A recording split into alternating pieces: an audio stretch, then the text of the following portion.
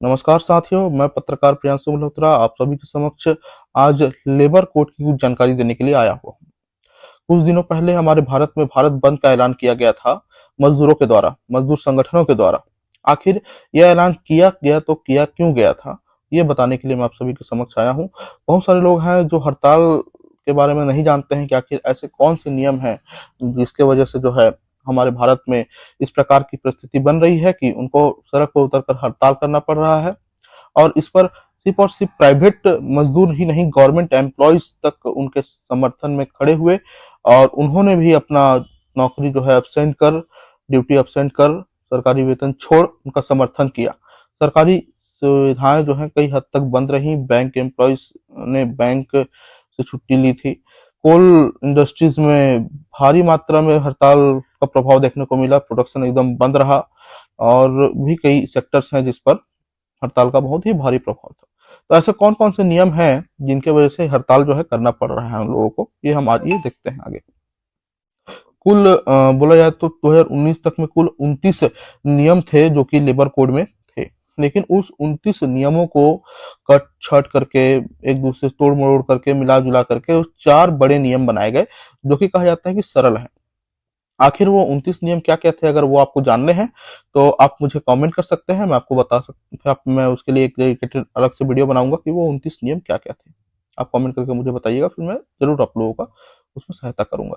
बात करते हैं कि इन 4 बड़े नियमों का क्या-क्या, ये कौन से नियम हैं और क्या कहते हैं।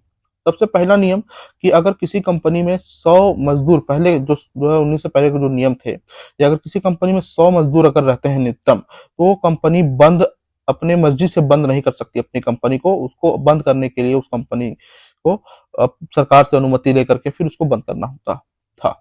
लेकिन नए नियमों के अनुसार जो है वो 100 की संख्या है उसे 300 बढ़ा दी गई है। मतलब कि अगर किसी कंपनी में 300 या 300 से कम मजदूर हैं तो वो कंपनी अपनी इच्छा अनुसार उस कंपनी को बंद कर सकती है, किसी प्रकार की कोई अनुमति की उसको आवश्यकता नहीं है। दूसरा सबसे बड़ा बदलाव यह है कि हड़ताल करना। हड़ताल करने के पहले अगर किसी भी आप कंपनी में काम कर रहे हैं, चाहे वो प्राइवेट हो चाहे गवर्नमेंट हो, अगर आपको हड़ताल करना तो हड़ताल करने के 15 दिन पहले आपको जो है लिखित एक आवेदन देना पड़ेगा और अनुमति लेनी पड़ेगी हड़ताल करने के लिए। अगर अनुमति मिलती है तो आप हड़ताल करेंगे, नहीं तो फिर आप एक पत्र देंगे, वहां पर बताएंगे कि हम इस विषय में हड़ताल कर रहे हैं, फिर आप हड़ताल कर सकते हैं।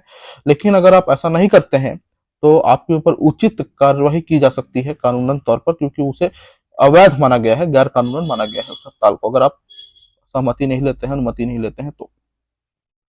उसके बाद फिर सबसे बड़ा और बदलाव एक है कि इसमें सिक्योरिटी बुलाया तो 50% जो वेतन है, अधिकतम जो लोग हैं उसके 50% वेतन होना चाहिए और पीएफ, एसआई, ग्रेजुएटी वगैरह में वृद्धि होनी चाहिए।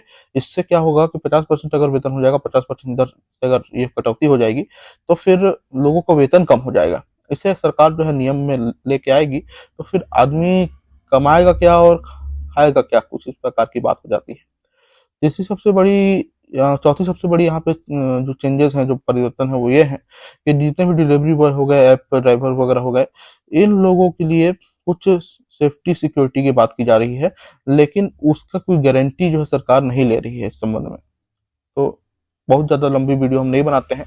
अगर आपको किसी भी तरीके का इसमें डाउट्स है, अगर किसी विषय में अगर प्रॉपर वीडियो चाहिए तो आप मुझे कमेंट करके बता सकते हैं, फिर मैं उस विषय में जो है आपको प्रॉपर एक वीडियो बना के दूंगा। धन्यवाद। आप देख रहे हैं पत्रकारिता से जुड़ा हुआ वीडियो। मैं प्रियांशु मल्होत्रा, पत्रकार, आप सभी के समक्ष सदैव।